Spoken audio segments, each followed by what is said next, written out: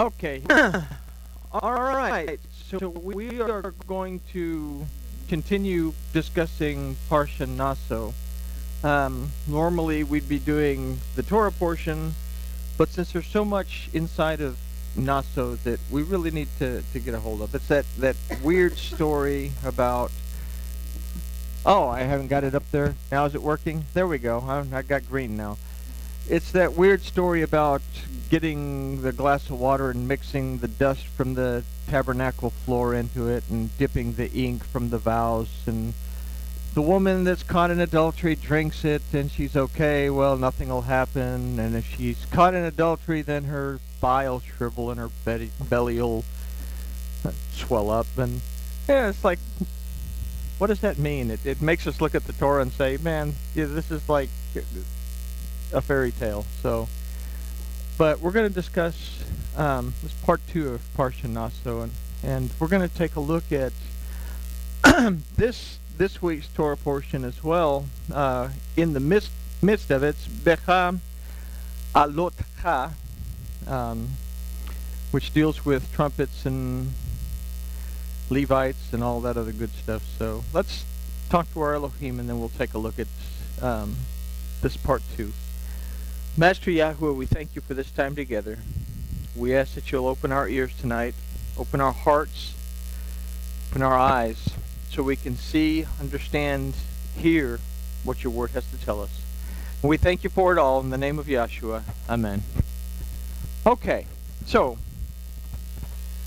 in part 1 of the study of Naso, we considered the two sides that we all possess. We consider the relation between our physical side, the man, and our spiritual side, the woman. And it was in this that we kind of considered an idea that to move in the direction of or away from the declarations, proclamations, commandments, and promises found in the word of Yahuwah Elohim, as found in his Torah, occurs when the two sides of us that are constantly at odds with each other, our carnal, male side, and our spiritual side, female, causes us to deviate from the path and commit a trespass. And that was a mouthful for a little bitty verse that we talked about last week. So here we could jump into verse 14, but the Parsha for this week is Becha Alotcha, that we actually... it would be wise for us to take it into consideration as well in order to be able to look at verse 14 with maybe a little bit more insight. So this Torah portion, we're going to look at some of the events that took place after the Torah was given, and we're going to take a look at what this Torah portion holds for us. Seems that my brain wants to move faster than my mouth, so I think I have too much food. All right. So we recall that the voice of Yahuwah Elohim was to be heard in the shofar, yet the children of Israel were too distracted to listen. So in a sense, they spoke a curse over themselves by telling Moses that they could not listen to the voice of Yahuwah. They told Moses to listen for them and to tell them what Elohim said. So Parsha Becha Olatcha, we'll just say this week's Torah portion. It begins with the dedication of the Levites into the service of both Yahuwah and of the people. So this, in a sense, would be an end of the people being obedient out of faith and desire, and it would be the beginning of the Levitical priesthood, where the priest would represent the people before Elohim. So this corresponds with their desire to not hear for themselves, but to have someone else do it for them. So we're going to have Moses listening to Elohim for them, telling them what Elohim says, and the Levites doing all the work. Yeah. Recall a story in Torah as well that Moses set up a tent outside the camp, and whoever wanted to go inquire of the Lord could go to this tent. but everybody stood at the door of their own tents, and nobody would go. So, something to consider, that Moses would listen to Elohim, tell him what Elohim had to say, and the Levites would do all the work. So, this corresponds with their desire not to hear for themselves, but to have someone else hear for them. In order for this to happen, the voice of Yahweh was not to be heard by them in the shofar. They would now be summoned to the tent of meeting by the blast of 2 silver trumpets. Now the color silver represents redemption, deliverance, and restoration. So the silver tells us that their redemption, deliverance, and restoration would now take place according to the judgments of Moses, who would listen to Yahweh Elohim for the people and then tell them what was to be done. The penalty for not doing according to the word of Yahweh as spoken through Moses would be death. So not only does this usher in the Levitical priesthood, in this Torah portion we read that they were anointed, they offered the sacrifices for themselves, and then they went out and the people laid hands on the Levites, and Moses laid hands, and they accepted the Levites in as the priests in this Torah portion. So it began the Levitical priesthood. So the penalty for not doing according to the word of Yahweh as spoken through Moses would be death. Now another part of this Torah portion, Becha Alotcha, that will help us with this study of Naso, is about the complaining of the people at Taberah. Their desire to be back in Egypt so that they could eat fish, leeks, onions, melons, cucumbers, garlic. They complained about the manna, in a sense rejecting the idea of consuming the manna that was provided by Yahweh Elohim. So this is a perfect illustration of our carnal side versus our spiritual side. I wrote something up here that I'm going to read it, and then keep this in mind when we go through this. Transgression is found in the moment. Righteousness is found in understanding the consequences of that moment. Okay? So hold that in mind. We always look back on the good old days with fondness, regardless of how miserable we might have been. In a sense, we're never satisfied. It's never perfect, and we basically reject what Elohim has blessed us with. Okay? Just as the children of Israel groaned about eating manna. And if we consider this statement, we can consider that this is a true statement. You know, we have stuff. It's good stuff. But it's never perfect stuff. We always want somebody else's stuff because the Joneses have better stuff, so I need to go get Jones's stuff so that, you know, I can be up. And, you know, we're never satisfied if we're honest with each other. And it's something to think about. Consider this. The fish were free. How great was that? The root of dag means fish, is da'ag, that means to be anxious, frustrated, and depressed. And there is no freedom in those things. There were delicious cucumbers that come from the root word that means to cause problems with digestion. Okay? So you have fish and you have cucumbers. You have anxiety, you have depression, you have frustration. You don't digest the way you should. Okay? There were juicy melons. I love watermelon. Juicy melons, from a root meaning to be codependent. There were mouth-watering leeks, from a root that means to perish quickly. Stuff doesn't last forever. There were onions, from a root that means to peel layer after layer. In other words, never finding rest. There was garlic, from the root that means to be desolate. So, all of this reminiscing took place at a place called Taberah, that means, literally, to be stupid, dull-hearted, unreceptive. I don't know about y'all, but I have a lot of history where I have been stupid, dull-hearted, and unreceptive. I saw the fish, I saw the melons, the cucumbers, the leeks, but I didn't see anything beyond what that moment provided. So, something to keep in mind as we go into this second part of Naso. So, where were we? Considering that we must consider that there are two sides to everything, we have to be aware of that. There are two sides of Shin. We say that the letter Shin has the front side and the back side. Elohim's point of view and our point of view.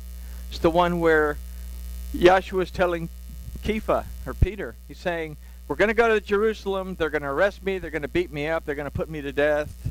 And Peter says, yo, dude, you're freaking out, wigging out, and stressing out. That's not going to happen to you. And Yahshua says, get behind me, Peter. Then he says, you cannot look at things from the human point of view. You have to see things from Elohim's point of view. He's saying, Peter, turn your Shin around. You need to look at the front side of Shin and not the back side. So we have 2 points of view in the Shin. We have also hearing the voice of Yahweh in the shofar, or waiting to be summoned by the silver trumpet to have a message relayed to you by someone else. A lot of people are in that boat. You got the preacher, the pastor, the rabbi, the televangelist, best-selling author, YouTube. And that's what they listen to. And they won't bother to open the Bible for themselves because it's out in the car, because no sense bringing it in because you're going to need it the following Sunday anyway, right? So do you listen to his voice in the shofar, or are you constantly being summoned by the silver trumpet? It's with these ideas that we can consider now a second look at the Parsha of Naso. And it begins at Bamidbar 5:14. The Torah portion we just talked about starts in chapter 8 and goes through chapter 12. So, and the spirit of jealousy, this is verse 14 of chapter 5 of Bamidbar. Then the spirit of jealousy came upon him, and he be jealous of his wife, and she be defiled. Or, if the spirit of jealousy come upon him, and he be jealous of his wife, and she not be defiled. Says the same thing twice. One is to be defiled, one is not to be defiled. So, but we still have this spirit of jealousy thing going on. So we begin with the word, though, this ve'avar, that means and come. Literally, this word means to pass over, by, or through.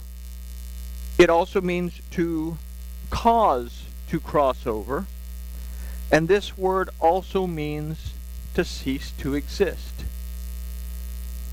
The word alav is rooted in the word al, that means upon, but it also means on the grounds of, according to, and on account of. It also means to be in agreement with or to be against. So an idea that we can formulate right now that we'll take with us throughout the balance of this study is our existence is either in agreement with or it is against our willingness to pass over, to pass by, or to pass through. These dictate whether we remain or whether we cross over.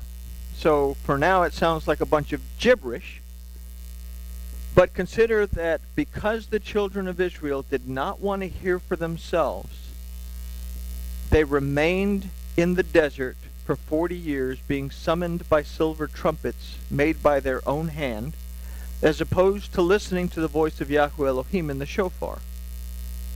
So we have to ask, on the grounds of, according to, and on account of what is our existence based on? Is it the flesh that causes this hang-up? Are we crossing over the Jordan? Jordan means to bring down, to drag down. So are we crossing over the Jordan, those things that drag us down? Or are we still stuck wandering in the barren wilderness?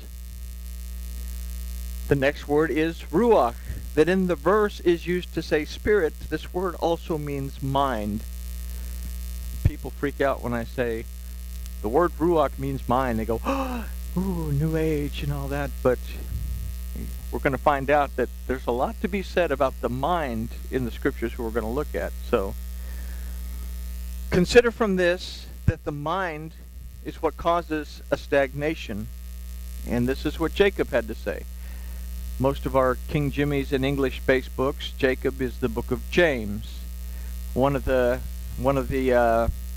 conditions that King Jimmy put on authorizing his King James Bible was that somewhere in the Bible his name had to occur. So they changed Yaakov to James so that he could be all that in a bag of potato chips with everybody else.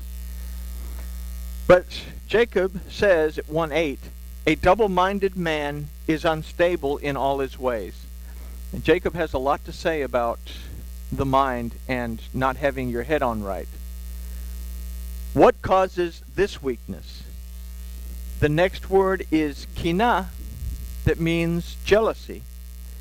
Now, this word also means to be envious, to be passionate, to be enthusiastic. These alternate meanings don't sound too bad unless they're aimed in the wrong direction. Let's consider a topical idea concerning verse 14. Here a man is concerned that his wife is committing adultery.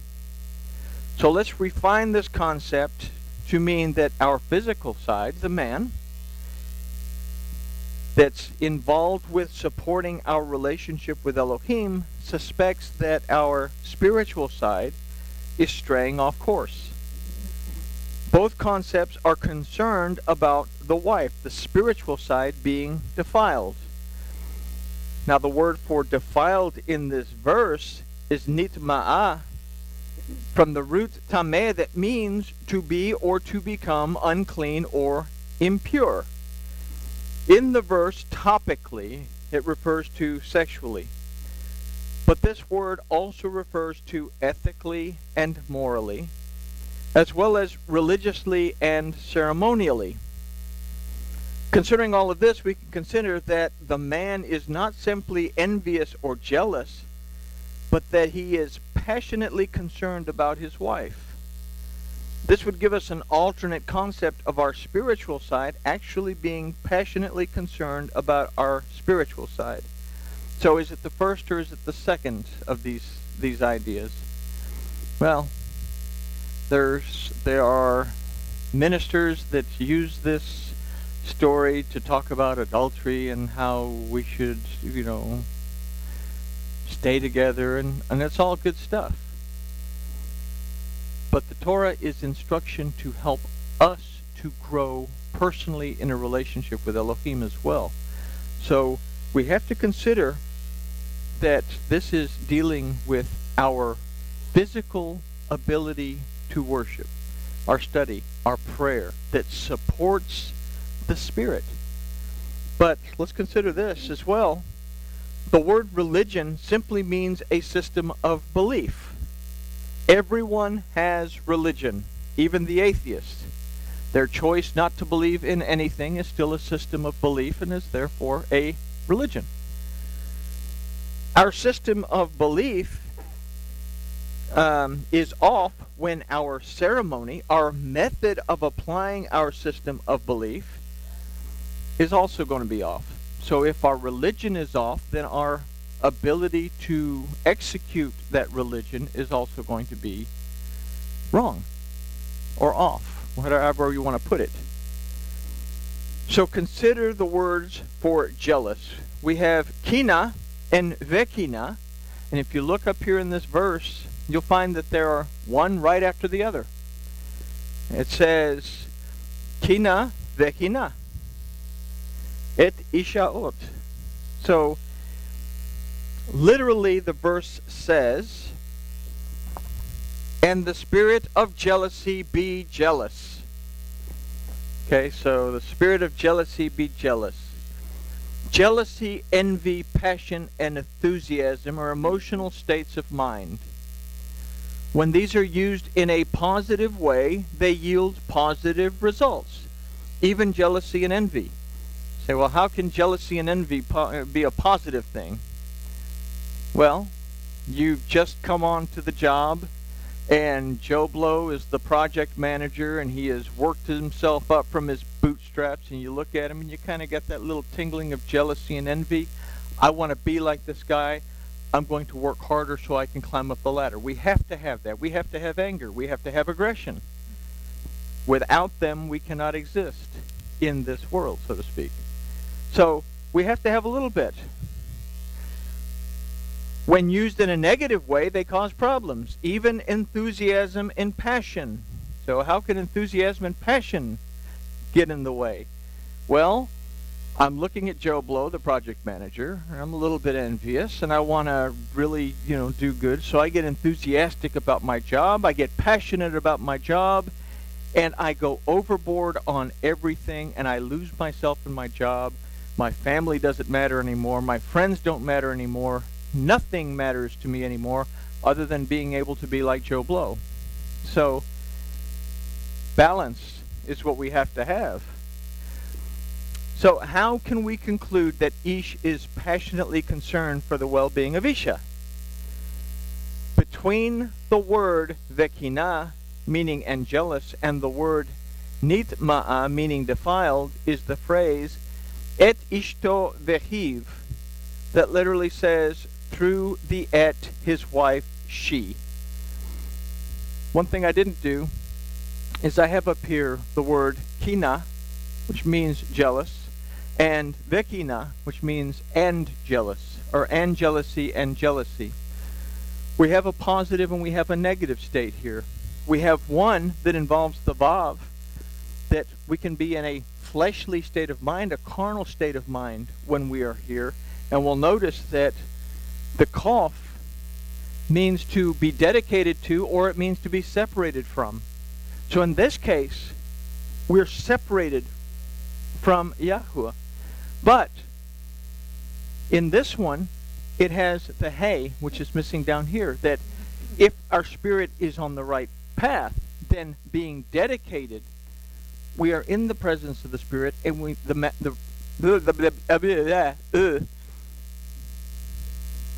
the Spirit manifests itself in our lives. I was reading the book of Jubilee, and it had a very interesting thing to say about the Ruach HaKodesh.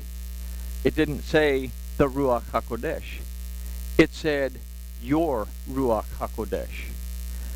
Okay? And this is something that we need to understand. Yes, we have the distinct spirit of Yahuwah, but what is our Ruach HaKodesh? Our dedicated spirit. HaKodesh simply means dedicated, set apart, distinct. Our dedicated spirit must be in line with the spirit that is dedicated from Yahuwah. And again, if our religion is off or our ceremony is off, then it throws everything out of whack.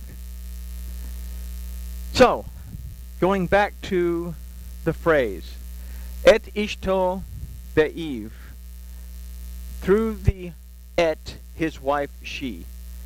Here we can consider that Ish is passionately concerned for his spiritual state through the Aleph and the Tav that represents the word of Yahuwah Elohim. He becomes the difference, or this becomes the difference between hearing the shofar or simply listening for the silver trumpets. Our relationship with Yahuwah Elohim becomes real, or it becomes real to us, as opposed to something we only hear about. Let me say that again. Listen to this. This becomes the difference between hearing the shofar or simply listening for the silver trumpets. Our relationship with Yahuwah Elohim becomes real to us as opposed to something we only hear about. We can read the Bible all day long and say, wow, those stories are really cool, but that's not building a relationship with our Heavenly Father. Taking the steps to study, pray, close the blinds so the neighbors don't see, and bounce around the room, praising and worshiping. That brings us closer to the Father. Believing that you receive brings us closer to the Father.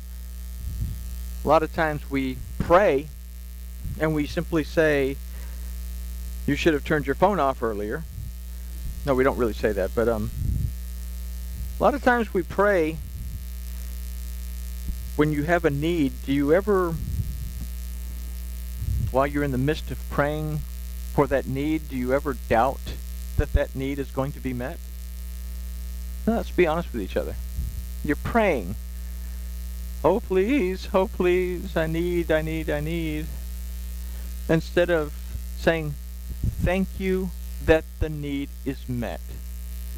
And expecting the need to be met. Paul said, faith, belief, is the substance of the things we hope for. It's the evidence of the things that we don't see. The blind man with Yahshua said, heal me. Yahshua said, do you believe that I can? The blind man said, yes.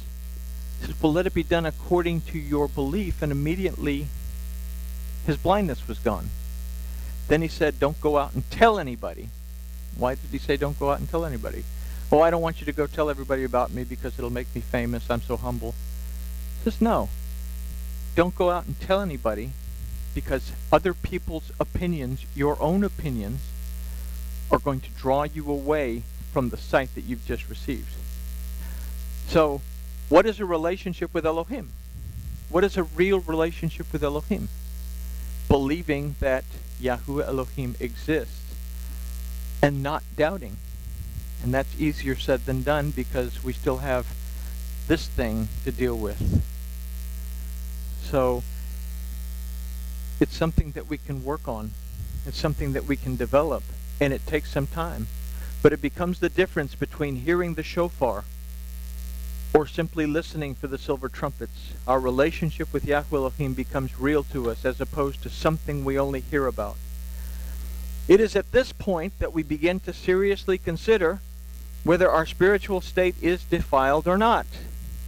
And it is this stage that we will begin to consider what actions we need to take and what changes we need to make.